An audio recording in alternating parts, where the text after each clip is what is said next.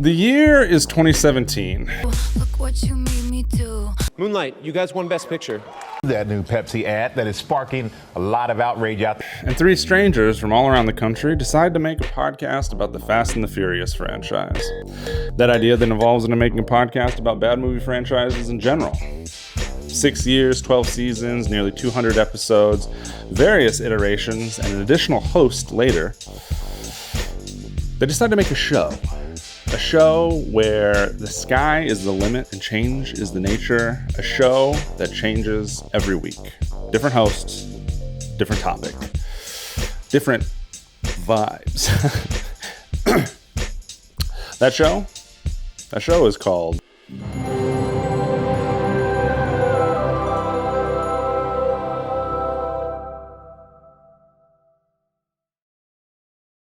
Welcome, one and all, to the Rough Night Variety Show. My name? What is your name? My name will be, for today, my name, I am, okay, here it is. Okay. You guys ready? Okay. Yeah. Yep. I am a amateur historian. Oh, Ooh. okay. So your name? Named Okay. Okay. There's more. Bramble. Okay. Totes. You've done that before. Bramble. Bramble You've done Totes. Bramble. You've done Bramble before. I don't Oh know. yeah, like there aren't There's more than multiple one Brambles. Bramble. There's Well, Bramble. You've done it like 6 times. I have done. Do we want to listen to the supercut again? Yeah. Prove to me. Bramble Super Toast? No. What? Bramble No, I Totes. said, do you want to listen to the supercut again? Oh, super. I got what you You're said. mixing. Your name Yeah, and you're the mixing them. words. Yeah. What is your name again, sir? Bramble Totes. Totes. Totes. That's Yeah. a common name. It's a it's like top German. 15, top 16 in the US. Like It's Yeah. basically Top Muhammad. 10,000. It's for like sure. no. It's obviously. and I am here with Bryce Kelly, Allison McCrone, Jonas Robinette. Jonas Bramble's Rombinet. Oh, I didn't know. Told you I'm that was sorry. false. I'm sorry. Bramble. He's named after his father. And today, I want to do something a little different for me, because what I like to do is I attempt productions is what I try to do. And today, I wanted it to be a little different, but I feel like I went too far in the opposite direction, and I feel like I underprepared. Okay. Really? Yes, and so that is why I am unsure of how this is going to go. Okay. Okay. Well, Or regardless is this of some kind of like trickery that Kyle likes to do? That's Nope. what I'm wondering. well, I feel Next thing I know, we're getting. He brings back instant messaging, and it's someone from the past. I have located all of your high school crushes.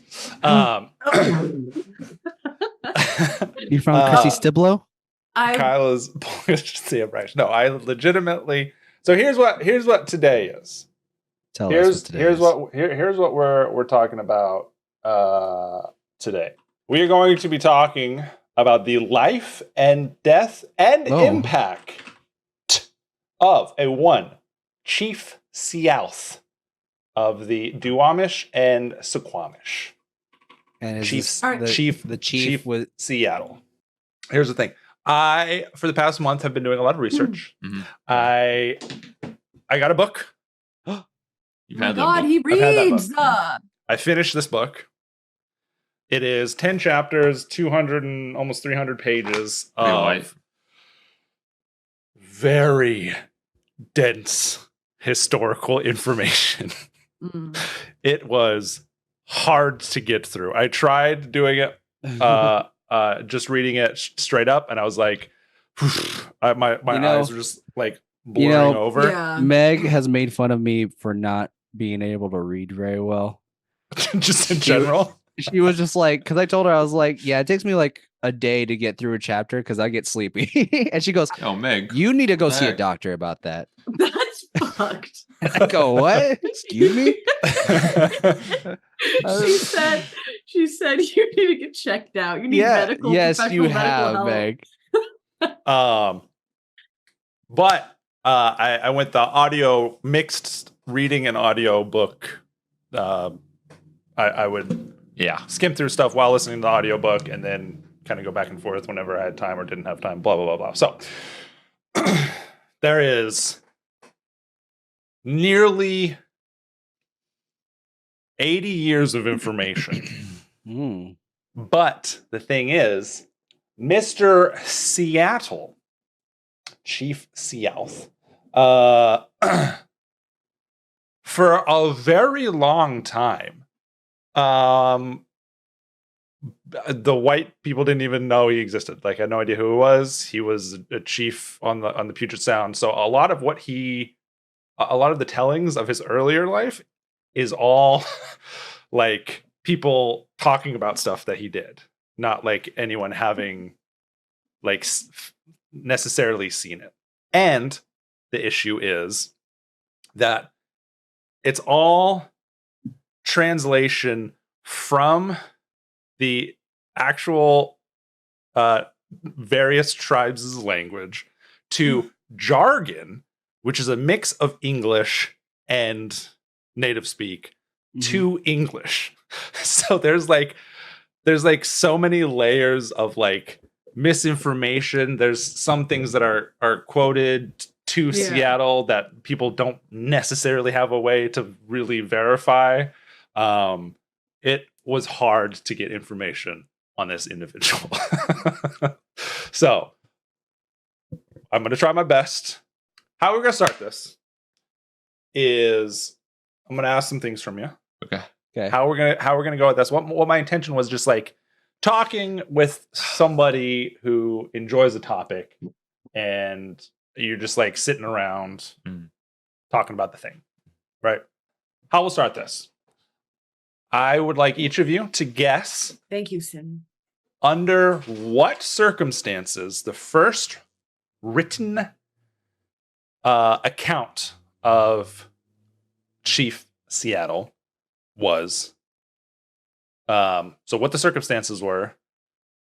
You can throw in who was writing it if you want, and what their first impressions were. Okay, I'm thinking Wild Wild West, right? Okay. And even though I know it's not probably the same. It is. It is the Wild West. It is the Wild West, huh? I'm thinking they're at a saloon, and this guy was like, "Give me a beer," and they were like, "You didn't pay for your last tab," and he's like, "Give me a beer anyway," and then it was like, wow.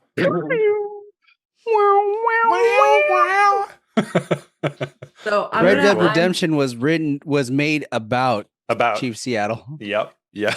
So I'm gonna guess. I'm Hmm. guessing, his the first time they wrote about him was like maybe he did. Was that part? Maybe he did something like crazy. What kind of chief was he? Was he like a warrior chief? Was he? Well, that's what you're guessing. Yeah, I'm guessing if he looked like he looked like he got some strong bones. I guess he was like a warrior chief, and I don't know, maybe he like fought against some raiders, maybe ambushed them back in 1810. Okay. I don't know. Okay. His early 20s, and maybe it was on like a green river or something with a bunch of canoes. Well, that's what I'm guessing. We got a green, we got a white river, we got a red river out here. There you go, Green River. Maybe he was like, it was a colored river. Okay. And I'll say that. Maybe he like ambushed a bunch of raiders and killed and enslaved a bunch of occupants of those three canoes. Okay. I don't know. Okay. This is my guess. Bryce? You were saying earlier that his earlier life was just told to white people. Yeah. By him, by family and stuff like that. by his people. I think the first written account was a letter Oh, okay. that he had delivered to the white people Okay. saying, "Get off my lawn." Get off my lawn. Okay. All right. Very Also, cool. And they respected it. Oh, they respected it. Okay. Yeah. Much like They the were- white man to respect Exactly. other to people's respect, properties. natives' wants and needs. Yeah. Yeah. They named the city after him. They did. They did. That means they This got is to his respect. lawn. Here's Chief Seattle's lawn. Yeah. We're respected by bringing a bunch of more white people onto Yeah. his lawn and Yeah. creating a whole city on top of it. The first historical reference of Seattle is in a journal. Oh, you're on a first name basis with him. Yeah. Well, there's some complications with that. 1833. 1833. The Journal I remember of it. William Fraser Ptolemy. What was the last name? What was the last name? Ptolemy. A doctor, Like the Potomac River? not Ptolemy, just Ptolemy. But yeah, he was a doctor hired by the Hudson Bay Company, tended to local employees and stuff like that. Here is how he is described by this doctor. A brawny Suquamish with a Roman countenance and black curly hair, the handsomest Indian I ever seen. Damn. I told you they respected him. Yeah. Yeah. They had Seattle had that Riz. Oh shit. But I'm sorry. I don't know Also, what's going on too- in the chat right now. That got me. The chat got me. That was What funny. did we just say? But that was a common thing with Seattle. Every person who made an account of him or talked about him in any way was like, this boy, handsome as fuck. This boy, big as fuck. This is the biggest Indian I ever seen. Like big which dick, probably like his means huge hog, right? Back then. Well, he did walk around naked sometimes. But he back then he was probably only like 5'9", 5'10", to be honest. But Oh, still, wow. comparatively, We love a tall Um, king. for instance, the governor that he had, that there was a quite important meeting that we'll talk about later. Governor Stevens, first governor of Washington, was only 5 foot. So Damn. yeah. 5 foot. Yeah. I mean, he was considered short, I was gonna say. but not I think that was Not considered today short. short. All human time. But everyone was like, handsome man, big man, and everyone talked about his voice. He had a demanding voice. Jonas, you were right. Early life, he was a war chief. Whoa. Surprising. But there's a lot before that accounting. You okay, man? Just basking in my correctness. So I want you Mhm. to I hold want you in your to. brain. What? I want you to hold in your brain Mhm. that picture of Seattle. The only picture that was ever taken of him. That old Late man Old picture? man. Old man. Okay. All 70s, late 70s. Yeah, he was in the 70s. That's pretty good. Yep. It is presumed that he died at 80, but no one knows exactly when he was born, so it's hard to tell. But holding that image, right? Oh. You yourself are a young photographer, Mm, newly living in Seattle, the town named after the man. mm. This chief walking unaccosted and unattended to in his own city that is named after him. To everyone else, he's just an old Indian. But you recognize him and you call down from your apartment and you say, that's the chief. That's Chief Seattle. Mm-hmm. You run down, ask him if he wants his picture taken, call him up, and there he is, sitting in your apartment. And you take the only picture of Chief Seattle a couple years before he dies. Wow. Only ever one, huh? From what I could find, yeah. There's a lot of drawings and like depictions and stuff like that of him. But What a lot of cameras back then. Yeah. Exactly. Now, imagine 70-something years earlier, a young boy, the son of a slave and half brother to a slave of not the white man, because what this individual, this little boy, is seeing for the first time is the white man, a Vancouver finding its way onto the shores Fucking Canadians of the Puget Sound. It's always the Canadians. Canadians. There is obviously, with Seattle being a boy of no importance at the time, there is no account for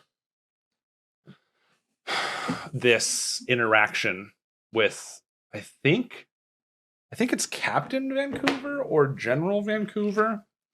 But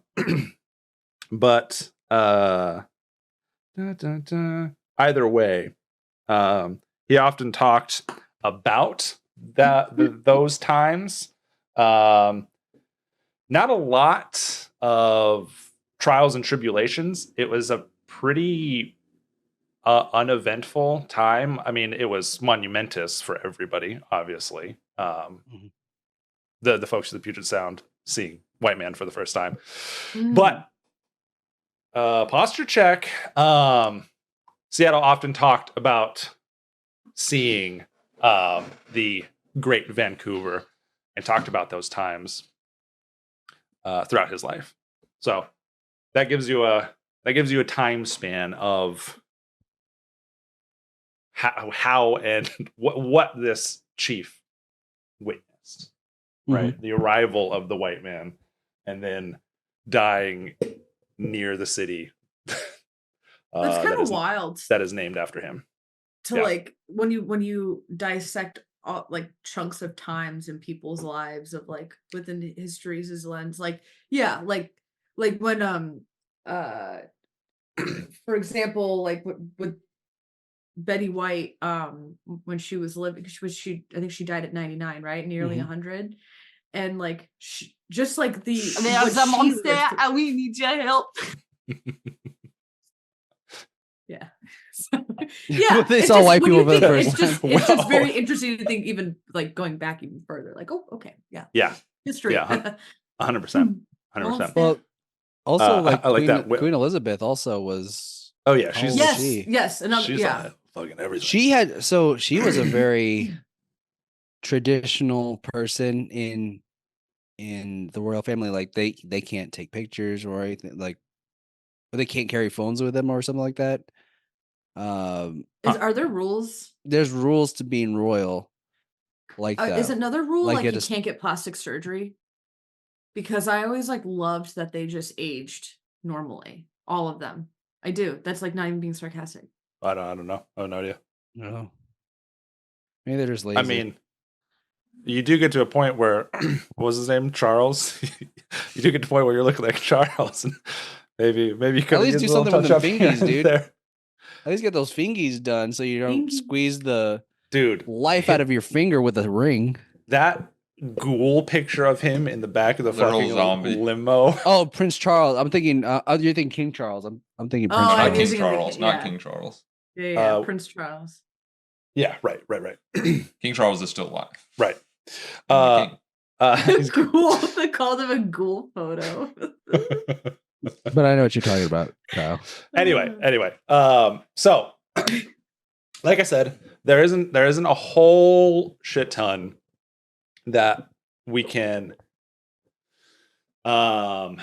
attribute to Seattle. However, there is a few things. Mm-hmm. Like I said, he was his mother was a slave for a time of another tribe. His half brother got taken, but returned, and custom wise, baby. Yeah, I was gonna say there's like tradings and all kinds of stuff. There's a bunch of different kinds of customs when it came to slaves and stuff like that. In some aspects, it was very what's the term I'm looking for? Kings, like kings and queens. There's like royalty among the indigenous and stuff like that. They didn't refer to it like that, but yeah, like, you know, it would be an like honor a hierarchy. To be kind of, yeah. There were like the common folk, and then there were like individuals who kind of ran things, and they would be the ones that would be at like tribal meetings and stuff like that. But even though Seattle himself was not a slave, that stigma, culture-wise, still sticks with the family, and he always, for his entire life, had that stigma attached to him. There's recollections in when things started to go downhill in the later years between his people and the white folk, where there would be disagreements, and his slave upbringing would be brought into question, even though he had been the chief for his people for so long. So that stuck. And there's a couple things that kind of got him out of that and got him into the place that he was at. One, he was a brutal, intelligent, tactile warrior.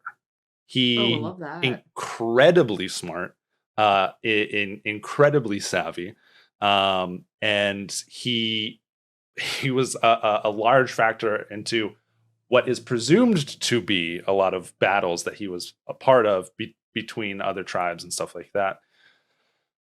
That, and the fact that his grandfather was the great chief Kitsap. Kitsap, who was just brutal, just a fucking, like, another, like, before the legend of Seattle, there was the legend of Kitsap. I bet you he was 5'7".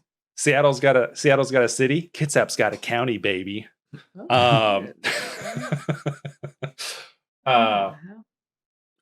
the fact that and here's the thing: you always want your children to succeed more than you, sure, in the future. So yeah, that's true, 100%. And I bet his son Jim wanted to get his son Jim a state. What's going on here? What are you talking about? Are you looking shit up? No, he just knew. No, it's like Muhammad. Jim is like a name. Jim's a very common name. He has a son named Jim. What? Next, you're gonna be telling me he has a daughter named Angeline. All right, man. Okay. All right, man. You keep her name out of your mouth. You respect Princess Angeline. Well, her original name is Kikasubu. Yeah, I know. He wrote a whole book on it. It's all fucking here, man. All you had to do, you found that out in 5 seconds. You just Googled it. I fucking you had to read a whole book for that. This fucking guy. All right. Well, so his daughter, it was bigger city of angels, Angeline, Los Angeles. Sorry, I was trying. You're good. I'm done. Is that really? No, it's not. Oh.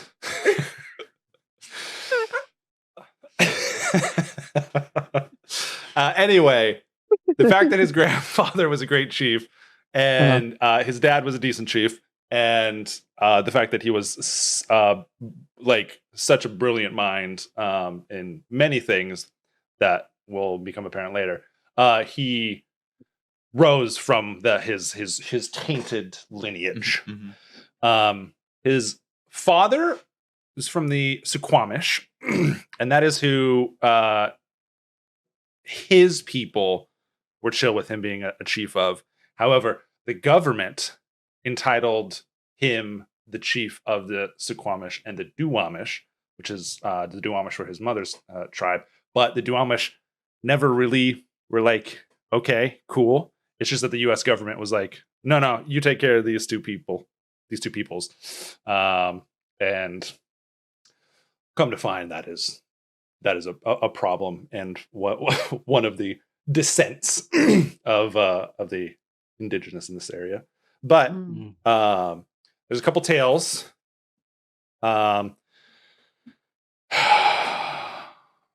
One for sure with what the fuck? I turned on my Google on my phone. There's some fuck around peoples. There was some not chill folk. The Chimicum. So sorry. What was that? Chimicum. Spell that. CHEMAKUM. Okay. Wait, Is there a you said- pronunciation in there, or are you? Chimicum? Chimicum. Chimicum again? Chimicum. Get it? That was so good. Ship for my cum. But they kind of sucked. They sucked. Not a lot of people liked them. They were kind of a roaming marauder tribe, and they had beef with a couple people. And there's a lot that went into it. But there was another tribe, the Seclalum, the Seclalum were another tribe, and they were basically like, hey, Suquamish, who is like Seattle's tribe at the time, we got some beef with these guys. Can we do something about him? And the Suquamish were like, hey, they like killed, like, one of their doctors killed one of our what's the word for it? Medicine people. Is it a doctor, medicine person? Well, they wouldn't have come. There's a specific name, and I forgot what it was. A healer? I sued. I forget the Squamish name for it. But they were like, yeah, we'll go. We're going to kill this guy, and then we'll just help you do what you want. And they were like, okay, cool. So due to Seattle's reputation at the time, he kind of led this thing. And they, I'll read this a little bit. Arriving at night, Seattle and Sequala's war party. Sequala is his son. Hid in the woods. The Duwamish account said they formed a circle around the stockade, keeping close enough to touch fingers. A grandson of blah, blah, blah, blah, blah. You know, I'm not going to read this whole thing. Basically, they waited for that doctor to be out and about by himself and shot the shit out of him, made sure they killed him first. And then while everyone in the stockade came out to investigate and figure out what's going on, they fucking hacked them to death and like cut through their people into the entrance and took care of the rest of everything inside the stockades. Jesus. Being Seattle being the tactician on that. His son did get shot in the backbone, however. Damn. Shattering his backbone. And there are accounts of Seattle saying, "Oh, my son, he is down." But that ball, apparently, this is where things are like myth gets weaved into things. Okay. There's probably some truth to this. It might be entirely true. But in a previous encounter with the Chimicum, Seattle had shot through like the shoulder of one of like the, not chief, but like one of the higher up tribesmen, and they had the ball got stuck in like wood behind him, like he was up against wood, and the like went through his shoulder, got stuck in the wood. Apparently they dug it out, beat it back into what it needed to be for ammunition, and that is the ammunition that entered his son's backbone. Wait, say that again? Seattle shot at the Chimicum in a previous battle. went through one of their shoulders, got stuck in wood behind that individual. They pried it out, pounded it, back into what it needed to be for ammunition. Ooh. And loaded that up. And that fire, that pull of the trigger with that ammunition from Seattle apparently is what entered his son's backbone and killed him. I call big old cap. Yeah. What are you drinking there? A carbonated vanilla drink. Ooh, pretty good. Carbonated vanilla.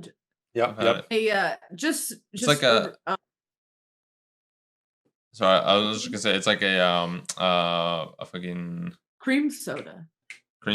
Yeah, but without the ice cream. Well, no, cream soda does have ice cream. Then. I don't think it has ice cream. No, it does. No, it doesn't. Yes, we have something called white birch over here. Y'all have that by you? White birds? White birch. Oh, I don't think soda. so. I mean, soda. I mean, we might. It's like a Connecticut thing. It's like root beer, but it's at Pepe's Pizza if you want to come by. Oh no, root greatest beer pizza in the world. Hey, how far is Boston from you, Allison? 2 hours, 2.5 from New Haven. I thought you were gonna ask from us. I was like, speaking of Boston, are you going to Boston? There's okay. My niece is graduating college. Wow. I'm sorry, we're gonna get back to you in a second, Kyle. No, it's fine. That's fine. No, just my niece was a preemie. She was when I was 14 years old. She was 2 months. Why does that sound premature? 2 months. Yeah, and she was like the size of my palm. Yeah, at the time, and she was so tiny. They were not sure if she was gonna be, make it. Right. But now she's graduating college. That's incredible. Oh, and I'm just so proud of Beautiful. her. Where does she go? Boston University. She goes BU. Okay. All right. Yeah. Good school. Hey, I was like, she went to Harvard. Speaking of Boston, yeah, the Puget Sound natives, up until like 1900s, called every white man Bostons. Really? That's just how they refer to them, Bostons. I think like some earlier white folk. Boston is so racist. Some earlier white folk came over Bostons, all right. We're white. Came over from Boston, and the natives took them that being their people. Like those are the Bostons. Instead of like Caucasian, they're like, these are Bostons. Yeah. So there's many accounts of them being like, you Bostons there. So was that your Native American accent? No, that was just someone who was in distress. Can you give us your best Native American accent? How? No.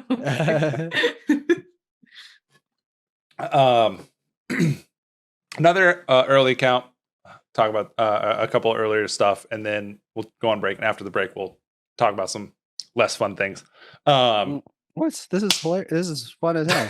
That's what I'm saying. We will talk about some less fun things. Sure. Just upset. Like, no, I want to talk about the fun things. There's an account of Seattle's known for very like smart ambushes. That was always his like form of initiating, was setting up ambushes, and then like fast, powerful, brutal strikes afterwards. Yeah. And there's an account of some folks were coming down the river. Green River? Huh? Green River? I think the Duwamish, but I could be wrong. Down the river to basically raid a allied tribe to the Suquamish, and Seattle got a party together and laid down fell a couple of trees across the river to where they were sticking just below the surface of the water. And at night, then they hid in like on the shoreline and stuff like that. And so when that raiding party was coming down the river, they got stuck on the logs, and in the confusion and trying to figure out what it was, that's when they popped out and fucking took out that raiding party. So yeah, there's several accounts, and some that are attributed to Seattle because it's like his, like how he went about things. But those are like the two that are definitely, that we know like he definitely did. Also, he didn't take no shit. I take no shit. There's an account his people tell of, they were like on the beach crafting canoes and stuff like that, and it was like another tribe's people were there as well, and someone said some shit to Seattle, and he just got up and like leapt down down the beach, like over everyone's canoes, and just like grabbed the guy and like took him back over the canoes to his spot, and just like beat him a little bit and just like gave him what for, while fighting off everyone who was mad at Seattle from the other tribe. Like he was pulling and like talking to this guy while being accosted by this guy's people. That's funny. And it just like didn't faze him. So yeah, he was he what? Why would it? Why would it Such exactly? a fucking boss. So that's some earlier stuff to like show his like his presence, and like how he decided to go about shaking that slave name, that lineage attached to him. Also, it just kind of was in his blood because his grandpa was fucking vicious, and I was gonna say it sounds like a mix of like trauma and just absolute power, physical power, and like anger, all that good stuff. The good stuff, baby. That brings us to the first written account by white folk of Seattle, that doctor who wrote about him. The reason that Seattle was there because there was a lot of turmoil amongst the Puget Sound natives, and the white folk who were coming over were like, "Hey, can we need to work with you guys? Can we solve this? Can we figure out who owes who what in what, and kind of let's just talk this out." And Seattle was one of the war chiefs there, and the account is basically like, I can't remember exactly who it was, but one of the company men, one of the white guys, was like, "Hey, could anybody say that you wronged them?" And Seattle's like, yeah, I killed a chief a couple years back. And that's it. That's like his whole accounting of that interaction. It was just to get a group of the tribes together to be like, "Hey, let's settle this and let's work together." Things got worked out, and then there wasn't a lot from Seattle for a long time. So, all right, I got a few things that I want to talk about that were happening around this time. That meeting with the war chiefs, Seattle was like already in his 40s, I think. Oh shit. 40s. Yeah. Halfway there. Like he was already accomplished. He was doing his thing. And while he was doing his thing, there were some things written about his people and the people around his people. So Indians killing Indians was not rare. However, there were some interesting things that I wanted to read you guys that were published. This one was by the Columbian, an editor from Illinois. "Our Indians are perfectly docile and of great service to the community as boatsmen on the Sound and laborers on the land." So lovely, right? Our Indians are the good Indians. They help us out a lot. But then it goes on later to say, He anticipated a day when they would be removed to some obscure locality where they would ultimately succeed in dragging out to the bitter end their wretched existence. There was also some two folks. So Olympia was building up around this time as well. There's a few. What year is this round? So I'm kind of skipping around a little bit. This would be 1830s, 1840s, 1820s. So mid to early-ish 1800s. It is when our boy dies? 69, 70, Nice. 68. Sick. 1866. So he died in 66, and they thought he was to be 80. They thought he died 80 years old.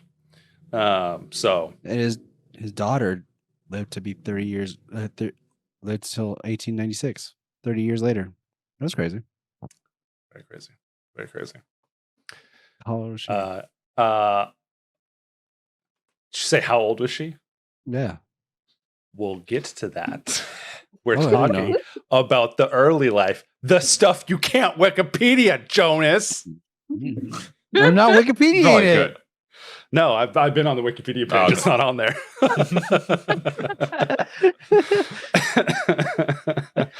Anyway, about this time. So this is this is 1850s. There was some interesting folk. David and Catherine Blaine. Mm-hmm. So David Blaine, a pastor. He would be great grandfather. Yeah. A pastor and his wife. And they were known around the because one, religion, but two, they did a lot of writings, and they published a lot of writings, and they were just they were educated folk, and so people listened to what they had to say a lot. Mm-hmm. I love when he stood on that pole for days. Who are we talking about? David Blaine. David Blaine. David Blaine. Got it. The guy. Right. I like to see him sit on a pole. Catherine. Sit on my pole, you know what I'm saying? Catherine, which is kind of called. Sorry. Catherine called Native folk squaw, just in general. Did she just say it like that? Even though they weren't, never referred to themselves as squaw. Squaw might be another Midwestern, peoples. Wow, Kyle. Wow. But threw up that frog. Not over here. So one, not calling people by the people, but she wrote about them. She says, these squaw are lower and more degraded than you can imagine, but little better than hogs in human shape. And when men so debase themselves as to live with them, they lose all self-respect. Shun the society of virtuous people, in fact, all white society, except to be that of those equally debased. Yo, what's her name? She sounds kind of based. What's her name? Catherine. Catherine Blaine. But she was a real piece of shit. Blaine. Okay. I didn't even know we had this one. I don't know.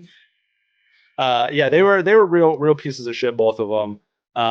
The David was not much better, but Catherine, she fucking sucked. She was real. White men should not marry these indigenous women. Yeah.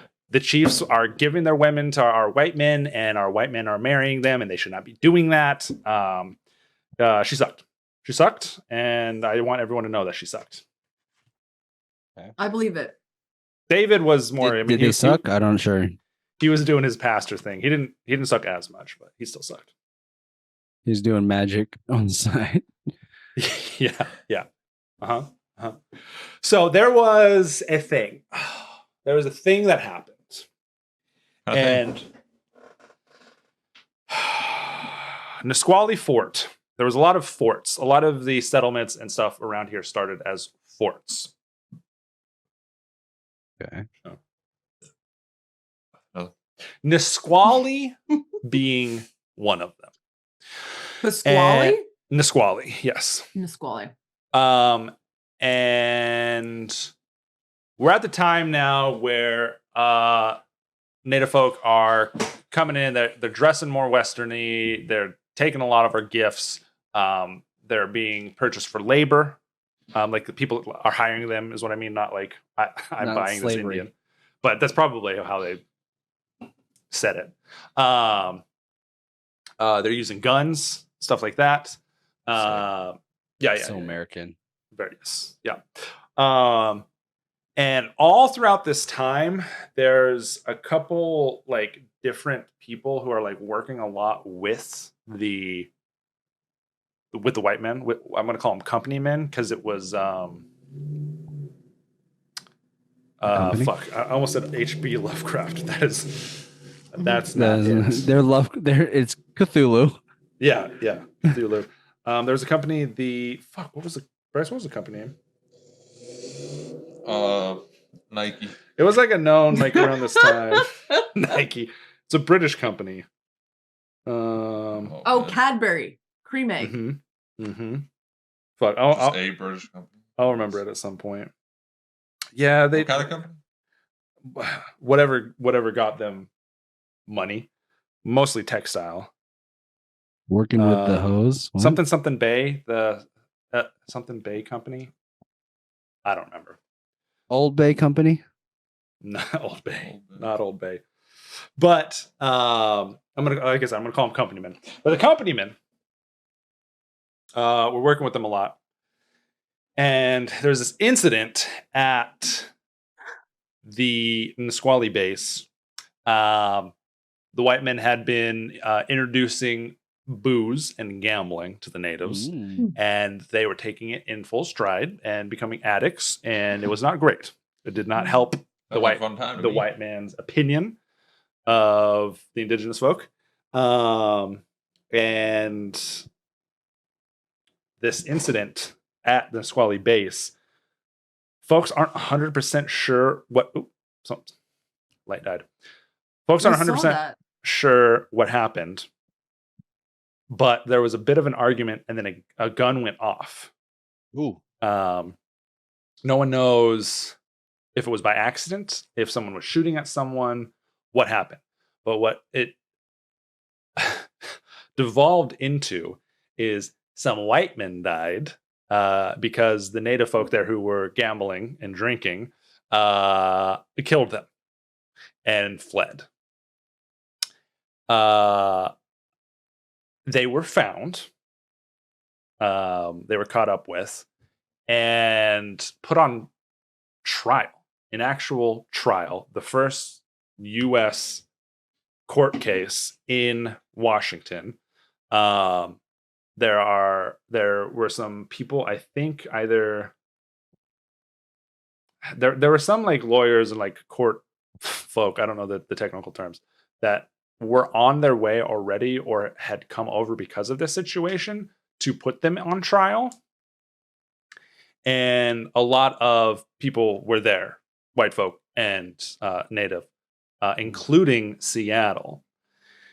And wasn't much of a trial. It was just like, yeah, those people, those brown folk killed these men and they were hung. And it is not said, a lot of the accounts, not just in this book, but what I found of that didn't really voice their opinion. And I'm no expert on anything. I did a month's worth of research. But to me, based on everything that led up to this incident and Seattle's actions afterwards, I feel, like I said, everything about him, everyone talked about how brilliant he was. He had a lot of foresight when it came to his city and stuff like that. I think he saw what was coming, right? A U.S. court trial where the white men said, you will hang, and that is it. Yeah. Right? They didn't get a fair shot. And I think he saw that, took some time by himself. And after that point, he really started working with the white men. He really, went hard on integrating his people into companies, marrying his people to the white man. Like after that, he was a friend to the white man. So that Nisqually Fort incident, I think, is what ultimately ended up with the town of Seattle being built. Which all of it's sad to see. Like, you hate it, right? to hear it. It's like, no, fight, but fight. Yeah. Till what? Till what? Like we've seen what happens when people fight, and right. Your option is just, hey, white man, save your people. Yeah, save your people or lose your people. Because in a way, yeah. I mean, if you said he had that much foresight of like what was best for his people, like probably integrating, he thought like peace was the best, way of course, because he'd been fighting his whole life, it seems like. Yeah. There's give a man some peace.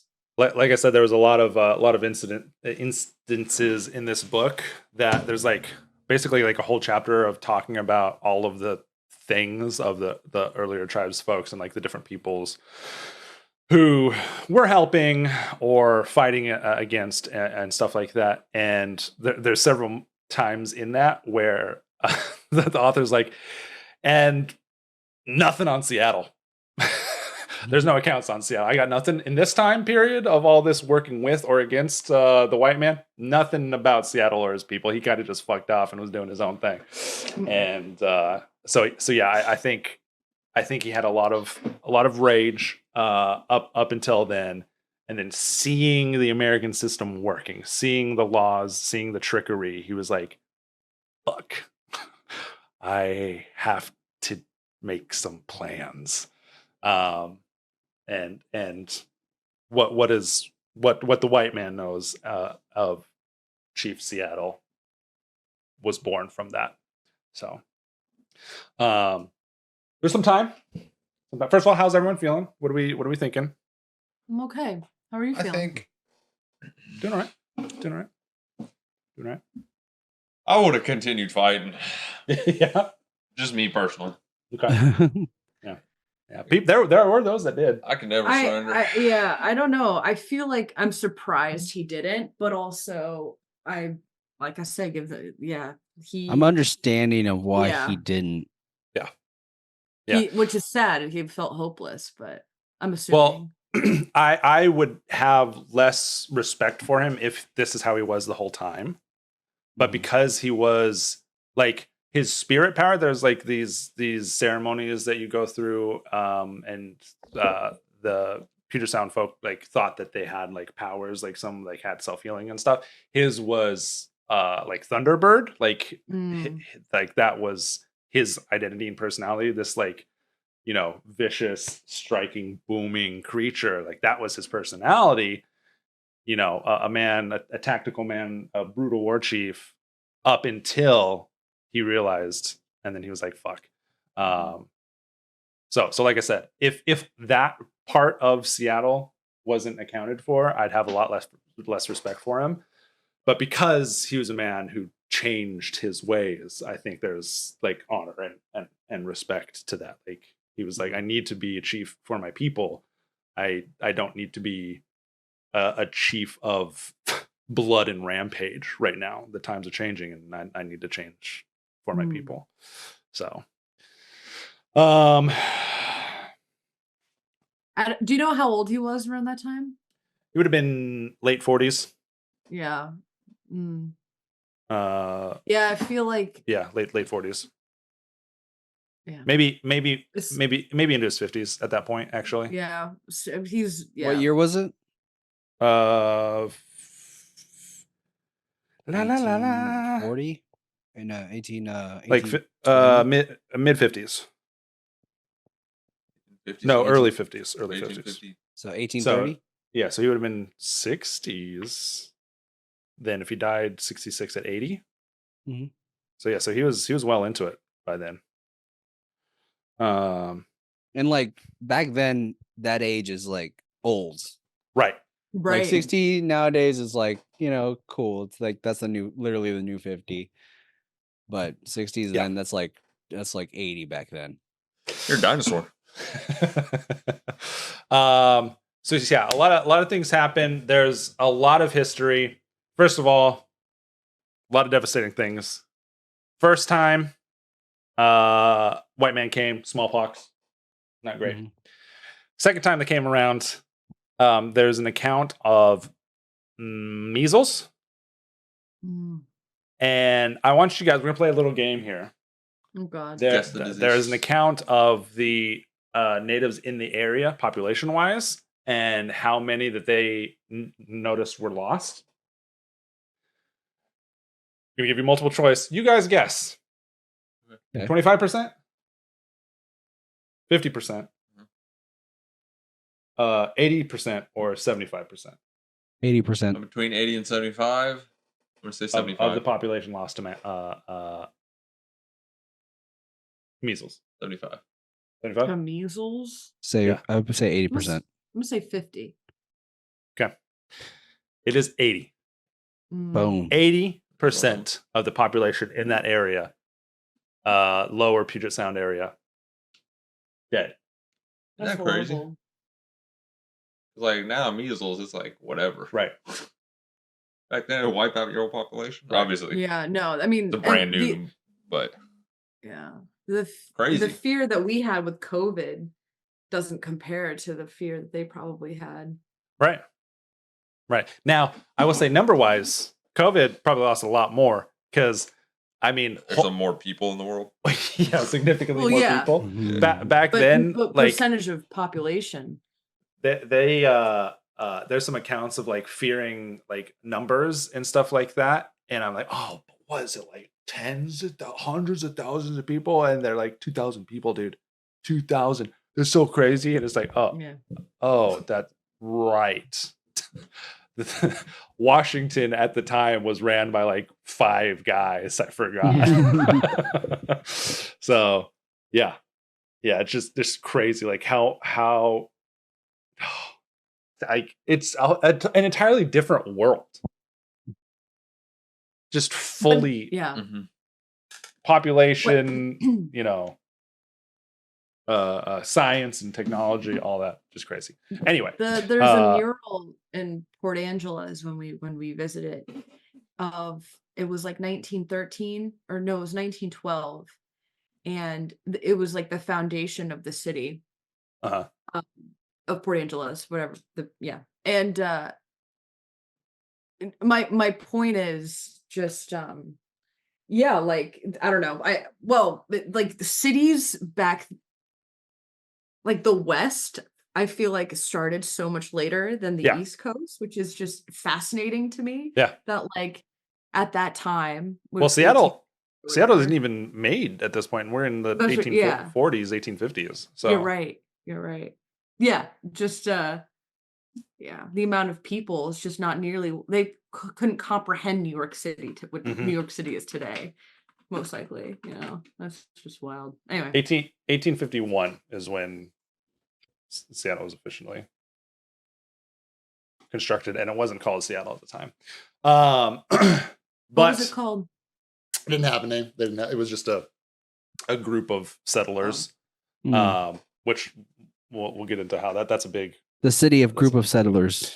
Olympia was like the town. It was everything else was like a bunch of different. There was like a bunch of different forts. Like I said, Nisqually, I think Walla Walla, a couple others, and then Walla Walla. Olympia was like the town that was being made. Walla Walla onions. Sure. Named Chicago is smelly onion. Okay. There's some funny, or there's not so funny, but there's some interesting stories that are kind of sad of like military folk. The natives didn't necessarily understand the diseases that the white men were bringing, and military folk would, to get what they want, pretend like they had a disease in the jar, and if they didn't do what the military folk wanted them to do, they would open the jar and release the disease onto their people. Oh my God. Yeah. Obviously, that's not how diseases work, but the natives didn't understand it. No, the disease is actually in me, but I'm good. You guys aren't. Yeah, because exactly. I'm used to it. Yeah, You're not. Exactly.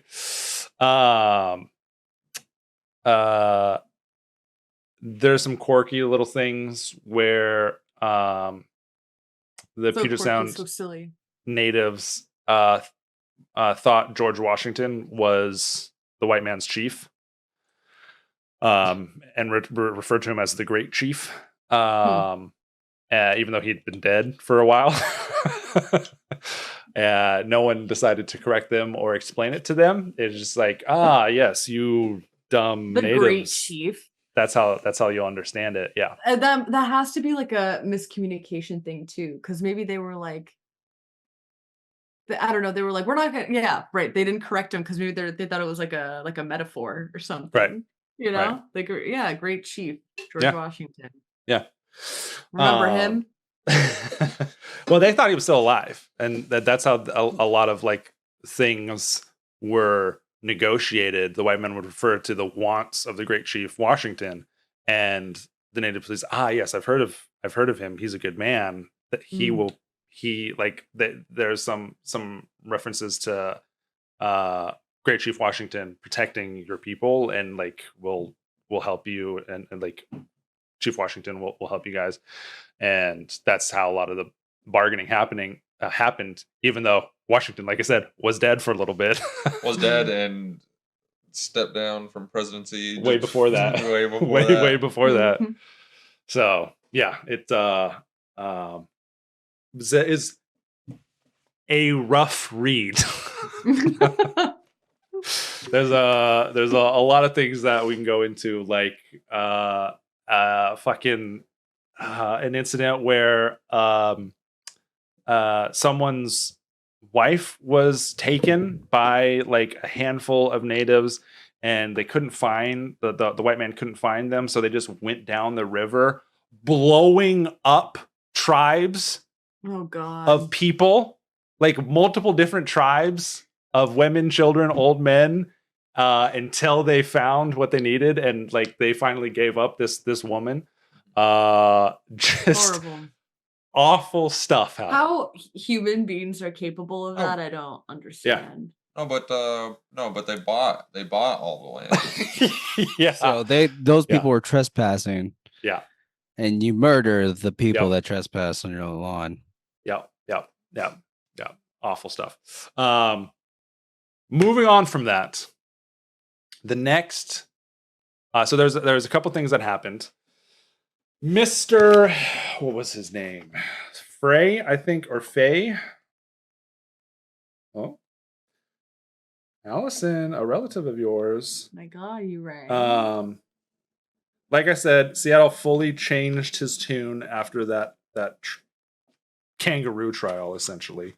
There's also an incident where white men were put on trial for the murder of some natives, and there's accounts of one of the guys just being like, yeah, I fucking killed them. Of course, they're fucking they called them Siwash, which is basically an equivalent of Negro, but for natives. I thought it was just a combination of Seattle, Washington.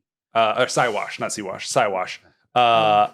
It's like a play on a French word or something like that. And the guy who was like representing it was like, no, don't say you're guilty. Say not guilty.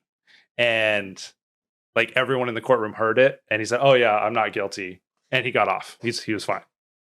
Nice. Even though he straight up was like, "Yeah, I fucking killed that Siwash. Of course I did." Yeah, but I'm not guilty. So yeah, but no, not guilty. Robert Fay was his name. Whaler captain and a businessman. He came while Seattle was doing this interesting thing. Like I said, is like weird foresight that like historians talk about, is like how he thought to do this. But across the sound from here, there is a thing called Old Man House. It was translated to, and that image that I showed of basically like that was like those native townhouses. That was common around here. It'd be like different families would like just attach their houses together and live in these houses. Seattle, I think, was born in Flea House down south, which there's like a bunch of historical importance to that and blah, blah, blah. But Old Man House, which was Kitsap's dream, essentially, to fight the white man by bringing a bunch of people together. And this was like the biggest version of that like construction in the area. And like so many things, like every white person of importance who came over to the Sound was brought to Old Man House to partake in squigwies. What? Squigwies, which is like basically just a party that chiefs would put on and like give away stuff to their people. It had a bunch of spiritual importance. It had a bunch of familial importance. A lot of weddings would happen after squigwies because folks would go to the chief and be like, I want to marry this person. Is it okay? And the chief would say yeah or no. Squigwies are a very important thing. And they like I said, they would bring important white folk or to the Old Man House. But this was after Kitsap had made it in defiance of the old man or of the white man. Like he brought a bunch of tribes folks there as like, we're coming together.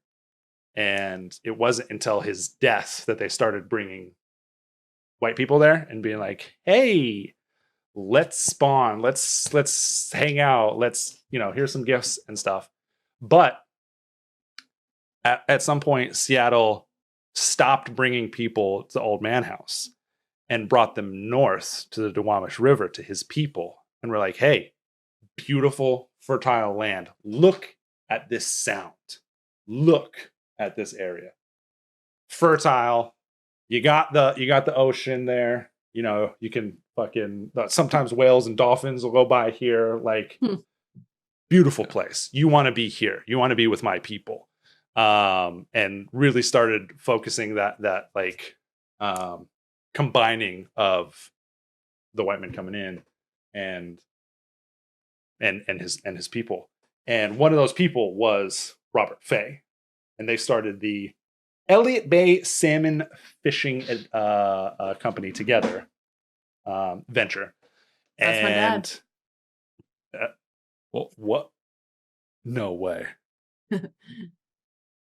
Sorry. It's like that makes some noise bit. Oh, that makes some where a client said, "Oh, he killed the guy." Yes, yeah. Is my client perfect? No. Yeah, I killed him. Yeah, I killed him. Did I fuck up? Did I fuck up?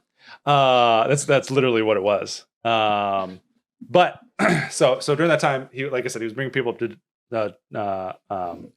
Duwamish, and they started making a settlement in the what is known as Pioneer Square now. Fast forward a little bit, and it's in downtown Seattle. Downtown Seattle, yes. Pioneer Square is downtown Seattle. It is the first bit of Seattle there ever was. And then some shit was being done over on West Seattle, which was at one point called New York. So it was New York. They couldn't even come up with their own name? Yeah. It was New York, Washington. Come on. However, when I want to say like German pioneer or something like that,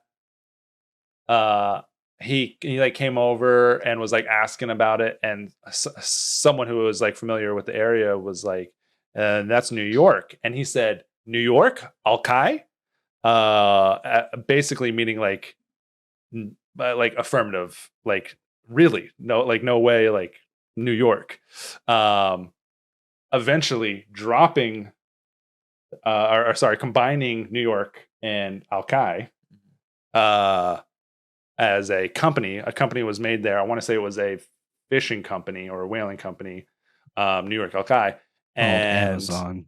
And then Amazon, and then eventually dropping New York, that area becoming, which is now still today, Alki, like Alki Beach, stuff like that. We were also there. I think I heard it Alki. like pronounced alkali. No, it's not alkali. No. That's a battery. Alki Beach. Alki, it rolls off the tongue more than New York Alki. Yeah. So I think that as from a business marketing standpoint, right, that might have been. Well, we also have a little tiny fucking Statue of Liberty on Alki as well. So really, yeah. It's like 5 feet tall. That's cute. Yeah, I don't know if it's if it's in reference to the original New York name, but it has to be. I think we looked at. There's like a plaque that we read it, and I don't. Yeah, I don't think it mentioned anything about that. But yeah, either way, Seattle was doing a lot. White man would not be able to survive in this area without him. Him and his people during winters really helped out people. Like I said, he married off a lot of his people to the white man. So, a lot of the fucking pioneers and businessmen who were over here away from their families got some side piece that they were wanting, I guess. They got their second wives. But there was a bit of decline after a bit. Not before, however, the city decided, we like the Seattle guy. We're Seattle. This is Seattle. Oh. He didn't want that.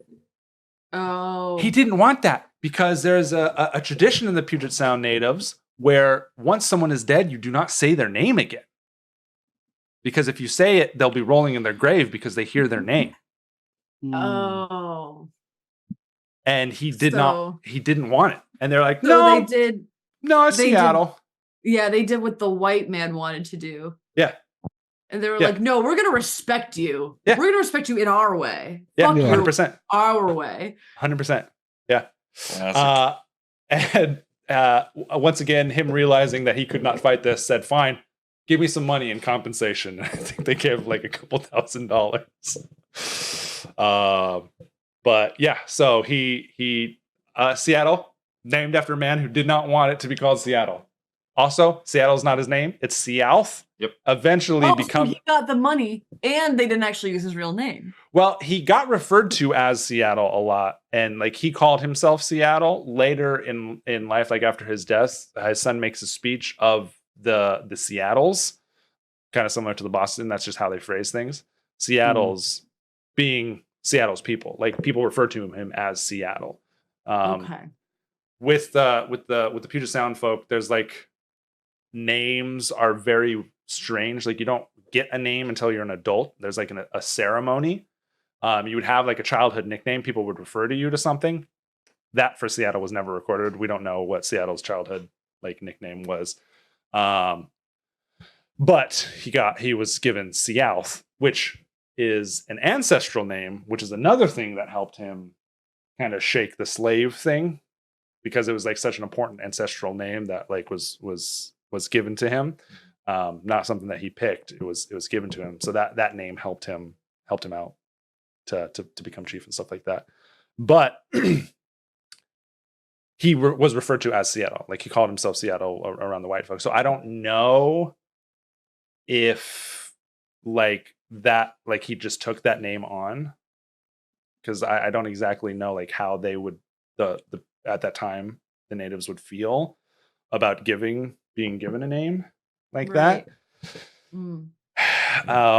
Eventually they, like later in Seattle's life, there's very Christian and Catholic. Like there was a lot of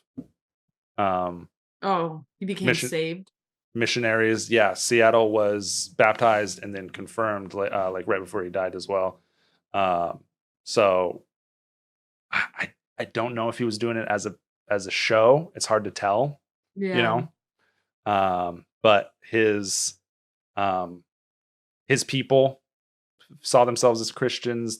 They referred to the white man's God, stuff like that. So a lot of it's conjecture on how Seattle felt about the name Seattle, but he made a fuss about the town being called Seattle. So either he was just really smart and wanted some money, or he actually believed that he would not rest in death because the city was named after him.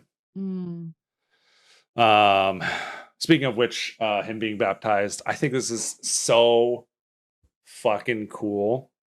And it just like really shows his demeanor. Take a guess at what his Catholic name, his Christian name was that he chose for himself. Jesus. What do you guys? Is it right? John. Noah.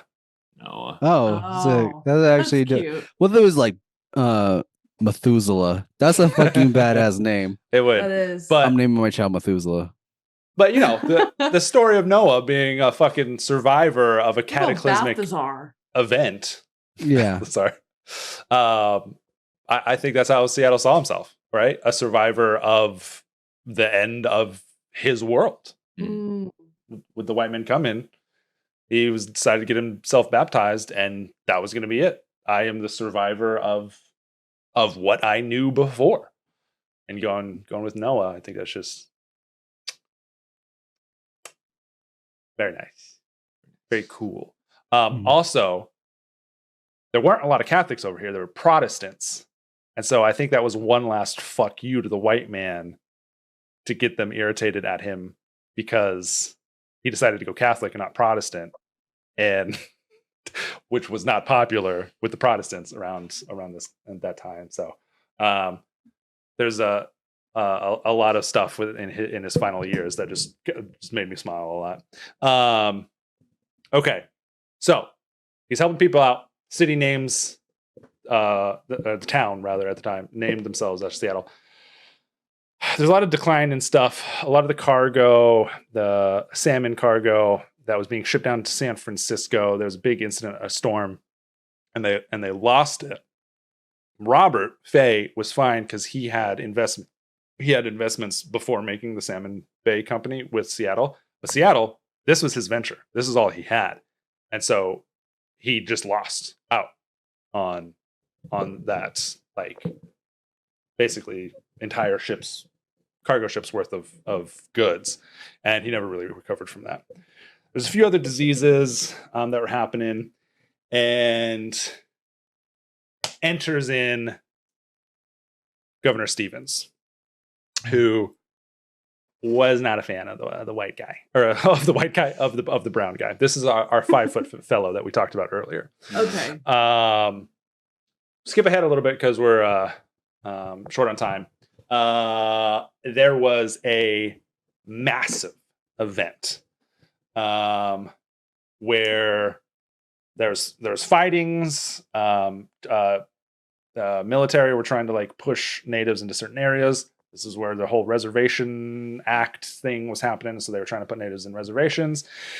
And the Stevens called basically just this giant meeting of all of the tribes folks to discuss this. And everyone in the area came to this. Like this is this massive turning point for the area. Before the actual meeting and like discussing of the treaties, there's a few people on both sides, a few native councilmen and a few political people from the U.S. that got together. I don't know how soon it was before, maybe a couple weeks or a month or so before this big treaty meeting. But Stevens basically was like, "Hey, this is what I'm offering. Here's this treaties. We're gonna give your people some land." It was like a disrespectful amount of land as well. Of course. And you guys just leave. You leave your home because we've got a town here that we're building and we need it. There was instances of like coal veins being found as well. There was a whole like false claim of gold. So there was like a minor gold rush over here, even though there wasn't a bunch of gold and stuff like that. A bunch of stuff going on, but they needed the land. And some words were exchanged, and Seattle he gets up with his, 5'11" build, his large frame, walks across the room and just pats Governor Stevens on the head and basically goes, "No thanks," and leaves. Yeah. But that probably felt real good to do. Yeah. But so that was a couple weeks or sometime before this big event, and it was long. There was a lot of people there, and there was a speech by Seattle that gets attributed to him, but it wasn't fully written out until decades later.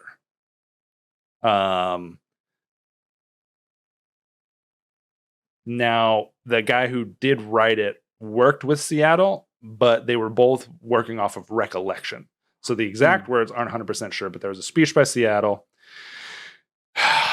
and it was tough because, like I said, the Duwamish didn't see Seattle necessarily as their chief, but he was there representing them, and he was really trying to negotiate. And all but 3 of the Duwamish people who were like supposed to sign for the treaty, they had signed already. So he had no leverage for them. Because he worked out a pretty solid reservation for the Suquamish, which was like his people, like actually his people. And the Duwamish, his mom's people, who he got appointed to, he hadn't worked out a reservation for them yet. But the government basically was like, well, your people, we gave you your people, Seattle, we gave them a reservation. And he was like, no, the Duwamish, they need a reservation. But again, a lot of them weren't really happy with Seattle because of a lot of like tribal infighting and all that. And so they weren't really working with Seattle. At this meeting, his slave ancestry got brought up, so it was all just a mess. Years later. Yeah. And it really felt like a man who had so much to say and couldn't. A lot of the stuff that I was reading, it felt like he was so mad. He was seething about how things were turning out. And he just had no leverage. Couldn't really, like, his people weren't working with him. The government wasn't working with him. And he had nothing that he could do but sign a treaty that he did not want to sign. And to this day, the Duwamish don't have a reservation. They built their own longhouse, kind of downtown-ish, near the Duwamish River, that they paid for. They get, donations from people. There was a news story a couple years back of them, like, they met with Washington politicians, like government, still fighting. They're still fighting for a reservation, and they are. There's nothing. I'm surprised, even after all this time, all these years. I mean, no, I'm not, but like, you'd think that there would be something. Well, there's a lot of arguments too, because the Muckleshoot people claim that a lot of the Duwamish, because they didn't have a reservation, went to them, and because of all the ancestral stuff is not written down for the natives, it was all word of mouth. There's no proof that there's, like, basically the government sees it as the Duwamish people were brought into the Muckleshoot people, and you guys have a reservation, so you're good. Same thing that they pulled initially with, you guys have the Suquamish thing, you're good, but the Duwamish are like, no, we want our own thing. And so it's just rough. I'll read this. I'm not going to read the big speech because there's a huge speech. I might share something from that. But here's an accounting of one of the things that he said after Stevens kind of said, here's how things are going to go. He says, now by this we make friends and put away all bad feelings if we ever had any. We are the friends of the Americans. All the Indians are of the same mind. We look upon you as our father. We will never change our minds. But since you have been to see us, we will always be the same. Now, do you send this paper of our hearts to the great chief? This is all I have to say. So just some of the phrasing, like I said, like if we ever had any, like, and the whole "this is all I have to say" thing, like it to me, it feels like a guy that's like has a lot to say and is, but he's tired. Yeah. That's like yeah. And from there, things just kind of like peter out. There's a lot of history that happens after this. There's this guy that was his friend that like was basically appointed. He's like just a doctor, and he was appointed as like the keeper of Seattle's people. Like he's the white guy that was appointed to them. But I wish I had underlined his name, but he was a friend of Seattle and like worked with him a lot, and was like a lot of the reason why they even got what they needed. And in the end, when Seattle's people were forced to leave Seattle,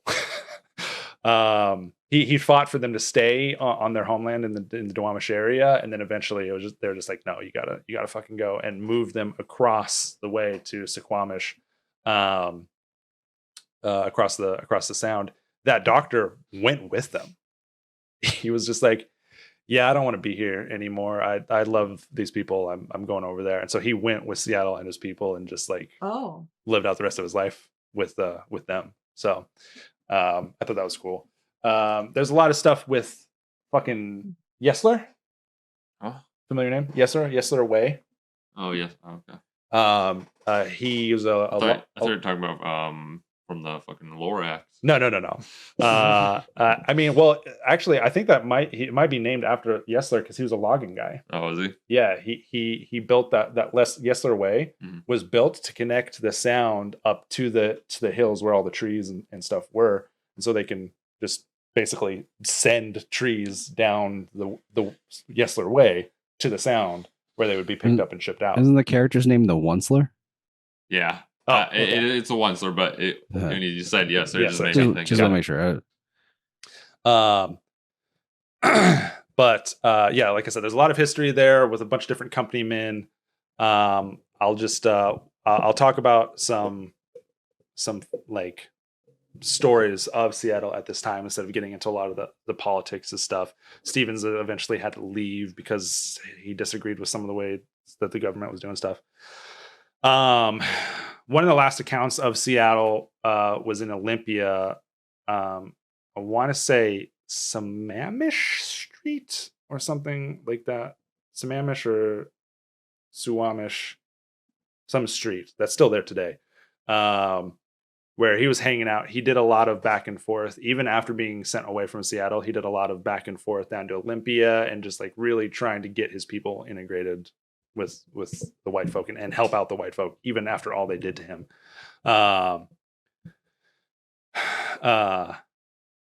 He was in Olympia. There was some natives had taken some woman's clothing, and she couldn't like figure out who it was, and she went to Seattle about it.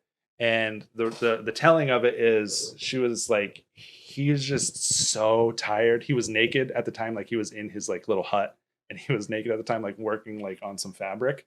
And he just gets up, goes to the door of his place that he was staying at, and she describes like that. Multiple people describe the sound that came out of his mouth didn't seem human. Basically, he just stood in his doorway naked, screaming to his people to give her shit back. And he just went back in, and a couple days later, not only were the things that she like noticed were missing, but some things were returned to her that she didn't even know was missing. So he said it in his tongue, so nobody knew what he said. It was just a bunch of Bostons around at the time. But yeah, even in fucking 70 something years old. Yeah. There's Thunderbird, right? Was his name? Thunderbird. Yeah. There's the guy who wrote that speech. What was his name? But yeah, he continued to be a politician and a council man to his people all the way up until he died. He was still out and about. Dr. Henry Allen Smith. And I want to talk about this because it is, dude, what's going on? These sirens. Yeah, I guess. I just feel like they found the kid. And it turns on our street again. It is important. I think they are going to. No, they went by. Yeah, they did. Like what the other guys should have done in the first place. This speech that is attributed to Seattle, like I said, it's hard to fully know if it was fully him. Like I said, this doctor worked with Seattle, and a lot of it was recollection of the translation from his tongue to jargon to English. But what's funny and what is used as proof that these were Seattle's words and not, because he was a writer, this doctor, he wrote a bunch. What historians use to prove that these are Seattle's words is it was the best thing that he had ever written. He had never gotten recognition for his writing before he wrote out this speech. And then this speech is his magnum opus, and everything after this speech is not as good. So we're pretty sure these are Seattle's words and not his own. Because he got criticized for over embellishing and drawing out descriptions and stuff like that, and it just didn't seem like his writing. So I just find it funny that they're no, this guy is shit writer. He wouldn't write anything this elegant. It is referred to as the greatest speech delivered by any indigenous person ever. Ever? And it is never talked about. Like I said, it is long. I'm not gonna say the whole thing, but it talks on pleas of love and kindness and working together and everyone being one people.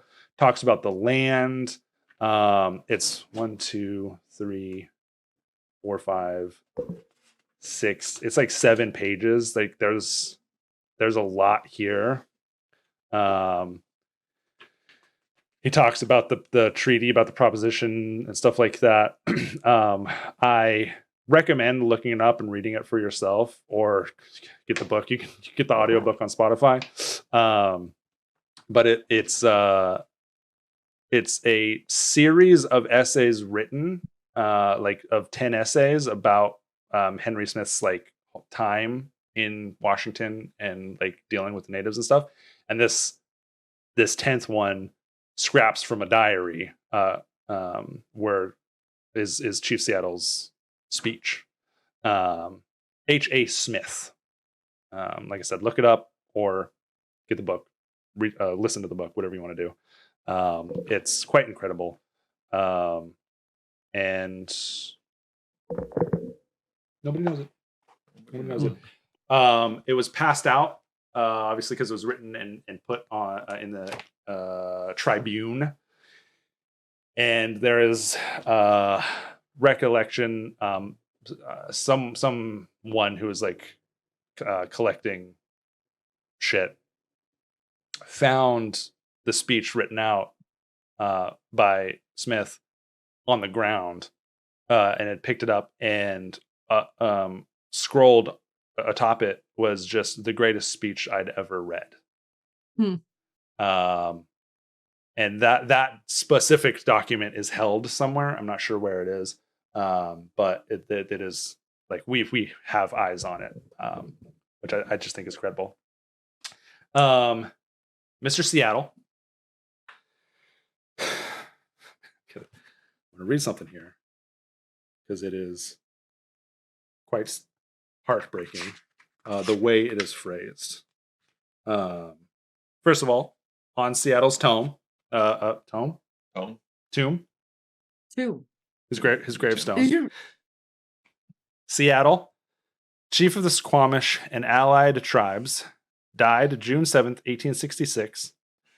The firm friend of the whites, and for him, the city of Seattle, was named by its founders. Baptismal name, Noah Sealth. Age, probably 80 years. What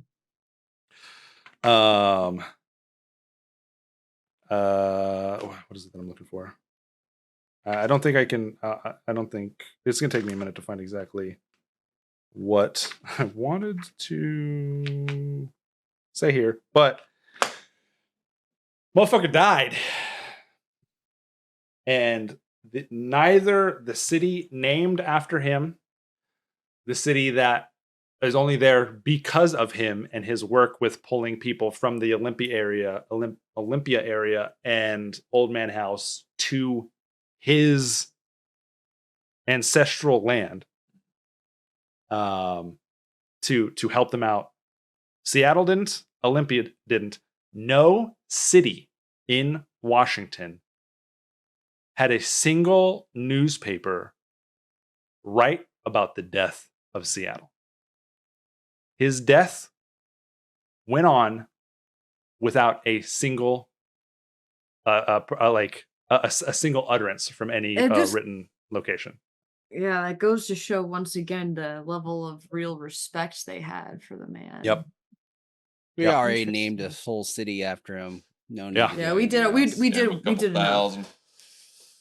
They buried him over across the way in Squamish, where his people, eventually ended up, and his legacy went on with Jonas. His legacy continued on with Kiko Subo. Angeline. Her original name. And his son Jim. Jimmy. Yeah. Jimmy. And actually a grandniece also. Yep. There's a bunch of family.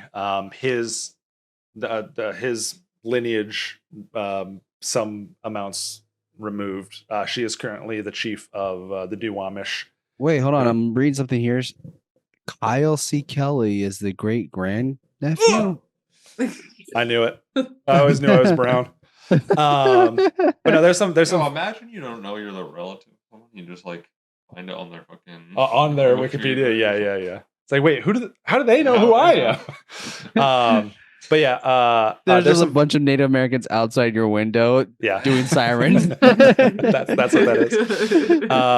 No, Angeline was awesome. She was loved by people in the town. She just kind of like her father. Like, there's some stuff I missed. Her sister Betsy fucking committed suicide way long ago, around the time of that whole treaty speech thing with Governor Stevens. And so not only was he dealing with family turmoil, but the tribal stuff as well. But Angeline, there's some accounts of she was feisty. She was feisty as fuck. Where she took no shit. What she did for money, she was basically like Seattle's nanny, like the city of Seattle's nanny. She would just go around to everyone and help them out with laundry and around the house and stuff like that. And there's some accounts of someone giving her shit, and she just dumps all the laundry on the fucking ground and leaves. There's some good for her territory meeting or something where she was at, and the witnesses like recall her just like looking at the map, and she has like her cane. She's just like pointing at it, and she's like, "All this is my father's. All this land is my father's. How dare you discuss it the way you are?" And she just fucking leaves it. She was really fucking cool. There when she passed, there were some writings about her passing and stuff like that. What was this, dude? What were the writings? No. Oh, when? Like, yeah. Well, let's find out. Angeline. Fuck, what's her name? Guys, what's her name? Nobody told me. It's okay. Yeah, I can look it up later. I was just curious. Something of like, or like, do you know what age she died? She also was an old bitch. Okay. She died in 1896. 96. So okay. 30. The end of the Wild West era. Those apartments. 30 years after. That's what it looked like. Her dad. Say it again. She died 30 years after her dad. Right. But yeah. Yeah, he died of old age. Who did Seattle die of old age? He died of old age. He got sick. Angeline died of consumption, from what I remember, and Seattle himself got sick, and he knew he was getting sick, and married his third wife at that time, really only to take care of him as he was getting sick. But she didn't end up doing that. She kind of just fucked off, and there was someone else who came in and basically took care of him until he died. He did have a house on the waterfront in Seattle. That's where he like spent his like twilight days, his last days, and he died in his house on the waterfront here in Seattle. But which even makes it so frustrating. The man who built this town and is the only reason it is here died in it, and no one wrote anything about it. It's so frustrating. But yeah, he got sick as an old man, and I mean, there was something attributed to his death that wasn't technically old age, but it was because he was old. So yeah, and he just died in his home there on the waterfront. We're getting long. Like I said, there's so much more I could talk about. There's a bunch of sticky political stuff and a lot of hard work and stuff that Seattle went with through political and company stuff. But it's just all not too exciting to talk about. But man, I did want to read one last thing. I just really like how this is Mr. Buerge. I think so. Phrased this here. I almost said Bulge. That's not it. Is that another David? Oh man. Oh, Bramble. David M. Bramble. David B. We've observed Seattle as a survivor of cataclysm, as an unsettling presence of Fort Nisqually, as a ruthless war leader, as a single-minded impresario, as an influential head chief and a Christian convert who successfully navigated the transformation of his world. As more people left written records toward the end of his life, recollections of him became more frequent and personal, often tinged with rosy sentiment. They described an old man in the different roles he assumed as arbiter, teacher, judge, and patriarch. Like Muskrat of old, who's another chief. One of the mythic creators of the world. He brought up enough earth from the chaotic sea to make a place for his people to live. And I think that kind of sums up our guy. What's the book called? Great name. Chief Seattle and the town that took his name. No, Change that's a of good worlds for the native people and settlers on Puget Sound. But yeah, Chief Seattle and the town that took his name. What'd you guys think of old Chief Seattle? I think it's appropriate. He's an interesting character. It's appropriate to name the city after him, but it's not appropriate to name the city after him after he said not to. No, So, he said, but I get what they were going. I really do, but it's not okay. Yeah. Oh. They've got his face on our flag. Like, it just, I mean, it could be argued he was, he was Catholic there at the end, so maybe his beliefs weren't the same, but right. With how important moving on to the land of the dead and not having your name spoken or your, image redone to keep you from, like, let you move on to the land of the dead. It's just, that's the Seattle flag. Yeah. Wow. Why does it look like a Starbucks logo? The saying on it, the City of Goodwill, literally is only there because the World Games in the 70s was here and Seattle didn't have a flag at the time. So they made that. You told me that. Yeah. You've mentioned that before. 60s. So 69, this 68, one fucking instance, 69. Like this one weekend in the entire history of Seattle, we have embedded on our flag forever, City of Goodwill. No one calls it that. It's the Emerald City. Yeah. I mean, City of Goodwill. I'm just saying, my favorite motto from any state. I don't care. All right, New Hampshire's live free or die. Yeah, that's a great one. So no, that's a great one. That's a great one. Live free or die. What about Houston's eat ass or fart? I don't think that's what they say. All right, to wrap things up. Do we have any questions? Sorry. Why is it those two? Why is he asked for fart?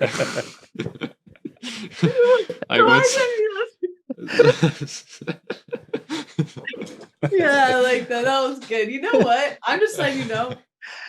Avello, the airline that is in New Haven goes to Houston. I'm going to Houston right now. To eat ass or fart? Eat ass or fart, brother. Which one are you? Which one are you though? I'm eating ass. Okay. I'm farting. What was the thing we were doing? Revelations!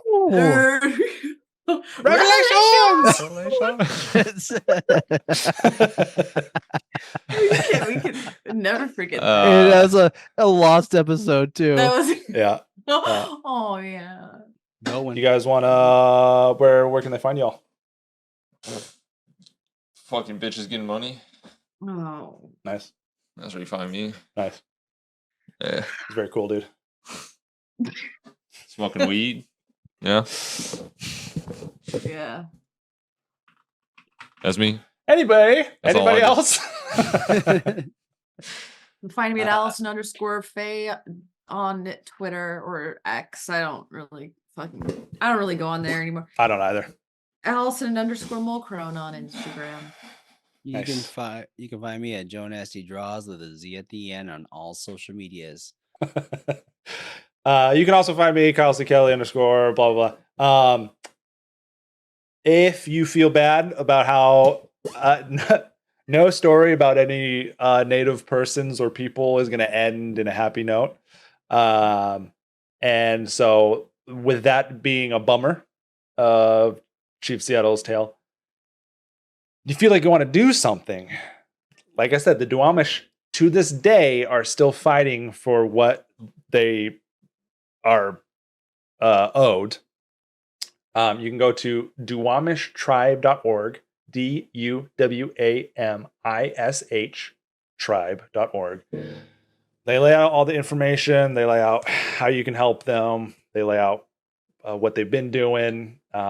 They work a lot on the Duwamish River, which is their river, over in South Seattle. I think it runs along Boeing Field, which is such a kick in the ass. But what a kick in the ass. But it's like the main river that leads that's connected to the sound. So Go there, poke around. Like I said, there's a bunch of events. There's stores. You can donate to them if you'd like. Buy their merch, whatever. They're trying to do things. So go there, do what you want, and that's it. All right. Cool. Remember, Allison. No, nothing. I'm looking at. I'm reading it. But yes, go on.